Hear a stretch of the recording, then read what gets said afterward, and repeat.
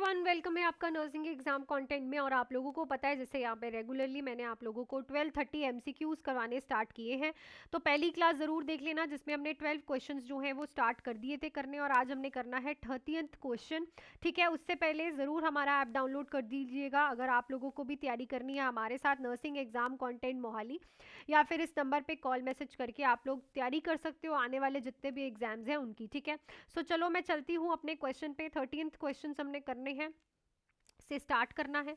तो देखो बेटू, पहला ही क्वेश्चन है हमारे पास। Patient with the COPD is receiving oxygen therapy, which complication can occur with excessive oxygen administration. तो अगर आप किसी को सीओपीडी वाले पेशेंट को एक्सेसिव O2 चला रहे हो, हमने तो यही पढ़ा है कि O2 जो है 1 से 2 लीटर पे ही देनी है, पर अगर आप सीओपीडी वाले पेशेंट को एक्सेसिव O2 चला रहे हो तो क्या ऑक्सीजन एडमिनिस्ट्रेशन करने से क्या कॉम्प्लिकेशन हो सकती है।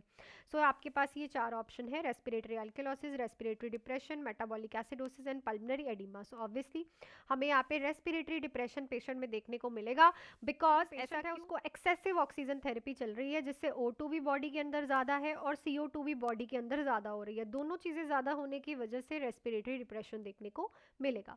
नेक्स्ट है which laboratory value is most indicative of renal function. Renal function की कौन सी लेबोरेटरी वैल्यू इंडिकेटिव है?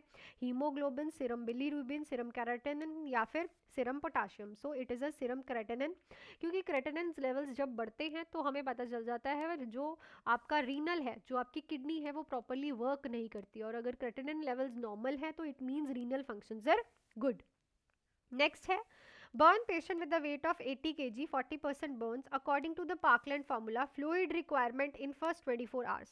पहले 24 घंटे में क्या फ्लूइड रिक्वायरमेंट रहेगी? अगर वेट है जो पेशेंट का 60 kg है, बर्न है 40% टोटल सरफेस एरिया, तो पार्कलैंड फार्मूला क्या होता है? 4 ml RL को हम मल्टीप्लाई करते हैं बॉडी वेट के साथ plus total body surface area के साथ। तो यहाँ पे 4 ml RN into body weight है 60 into 40% total body surface area जो है वो बर्न है। तो यहाँ पे जब आप आंसर निकालोगे तो आएगा 9600 ml। तो राइट ऑप्शन हमारे पास क्या रहेगा? Option number C. ठीक है, चलो नेक्स्ट है which vaccine is given at birth under the national immunisation schedule in India. तो कौन सी बर्थ के टाइम पे वैक्सीन देते हैं according to the national immunisation schedule?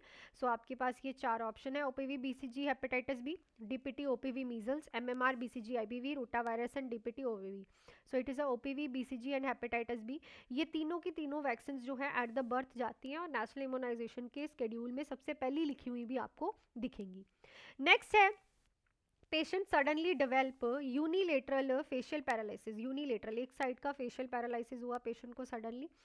कौन सी क्रेनियल नर्व्स जो है मोस्ट लाइकली इफेक्टिव होगी?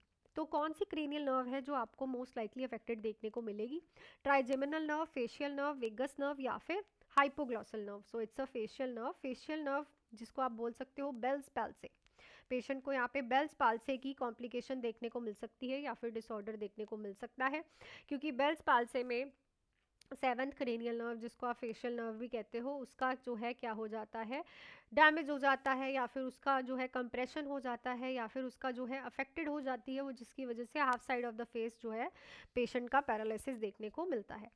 नेक्स्ट है विच acid base imbalance is commonly seen in prolonged vomiting. Prolonged vomiting में कौन सा एसिड बेस इम्बैलेंस देखने को मिलता है? Metabolic acidosis, respiratory acidosis, metabolic alkalosis, respiratory alkalosis.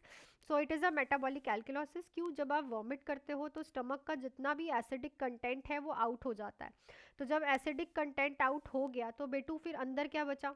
Only alkaline substance. तो that's why metabolic alkalosis. Next है the most common complication after thyroidectomy. Thyroidectomy के बाद मोस्ट कॉमन कॉम्प्लिकेशन क्या है? हाइपरकैलेसीमिया, टेटने, हाइपरटेंशन या फिर हाइपरग्लाइसीमिया। सो इट्स अ टेटने। थायरोडेक्टमी जब आप करते हो तो यहाँ पे हो सकता है कि पैराथायरॉइड ग्लैंड्स का रिमूवल हो जाए, क्योंकि वो उसके अंदर इम्बेडेड होते हैं। तो पैराथायरॉइड ग्लैंड्स अगर रिमूव होंगे तो टेटने हमें देखने को मिलेगा।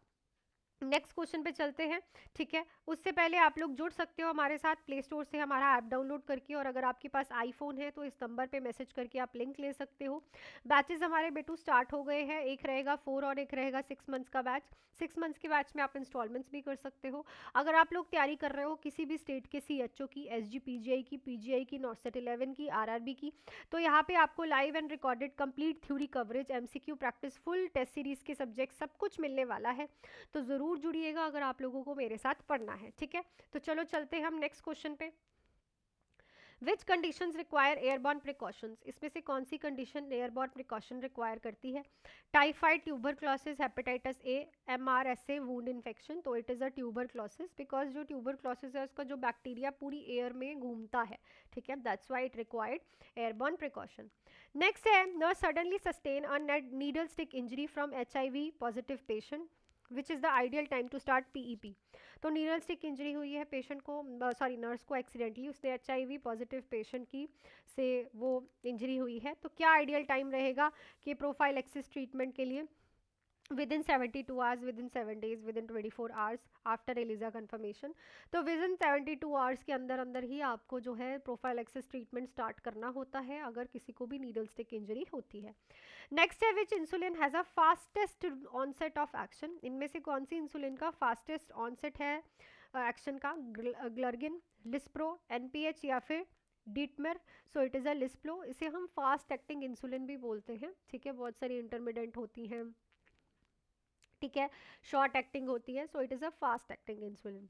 नेक्स्ट है, patient with the myocardial infection is prescribed morphine primarily for. तो मायोकार्डियल इन्फेक्शन वाले पेशेंट को मॉर्फिन क्यों दी जाती है? ठीक है, आप मोना पढ़ते हो।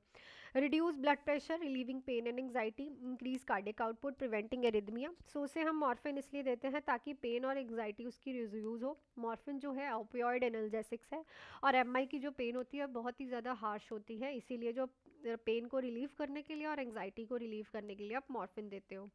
नेक्स्ट है, which electrolyte imbalance is most associated with muscle weakness and flatten T wave. इनमें से कौन सा इलेक्ट्रोलाइट इम्बैलेंस एसोसिएटेड है अगर पेशेंट को मसल वीकनेस है और फ्लैटन टी वेव है? Hyperkalaemia, hypercalcaemia, hypokalaemia, hypernatraemia. So it is a hypokalaemia. जब पोटाशियम लेवल्स बॉडी में कम होती हैं तो मसल वीकनेस और फ्लैटन टी वेव देखने को मिलती है, और ये क्वेश्चन आपको रिसेंटली एग्जाम्स में भी पूछा गया है। नेक्स्ट है, during CPR in adult the recommended compression to ventilation ratio for single rescuer. अगर सिंगल रेस्क्यूअर है, CPR दे रहे हो एडल्ट में, तो क्या कंप्रेशन टू वेंटिलेशन रेशियो का यहाँ पे आप यूज़ करते हो? 15:2, 20:2, 30:2, 50:2।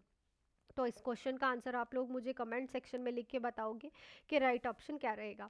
तो आई थिंक आज भी सारे क्वेश्चंस आप लोगों को बहुत अच्छे से क्लियर हो गए होंगे। सो लास्ट टाइम हमने जो क्वेश्चन किया था वो ये कि अगर आप किसी को पैक्ड RPCs ट्रांसफ्यूज़ कर रहे हो, 15 मिनट में पेशेंट को fever, chills and flank pain आ रहा है, तो क्या करोगे? तो ऑब्वियसली यहाँ पे आपको स्टॉप करना है ट्रांसफ्यूजन इमीडिएटली, है ना।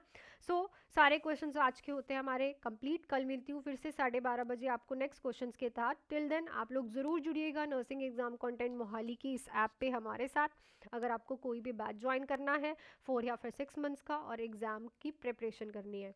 सो मिलती हूँ कल। Till then do hard work, make your parents proud and all the best.